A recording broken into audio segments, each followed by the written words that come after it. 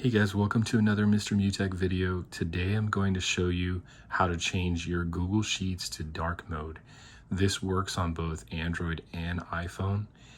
This does not work on desktop, however, but I will have another video up above so that you can click on if you want to do this on desktop. Okay, let's go ahead and get into this one. So you're going to want to open Sheets first.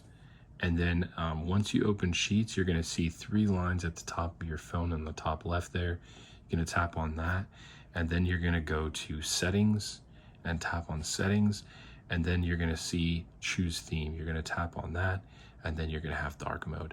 There are some advantages to choosing dark mode. For example, you do save battery life on your device, and also it's less sensitive on your eyes, especially if you're working at night. I hope this video was helpful. If so, please like, comment if this was helpful, if you have any suggestions on how I can improve these videos, and please consider subscribing. Have a great day. Thanks.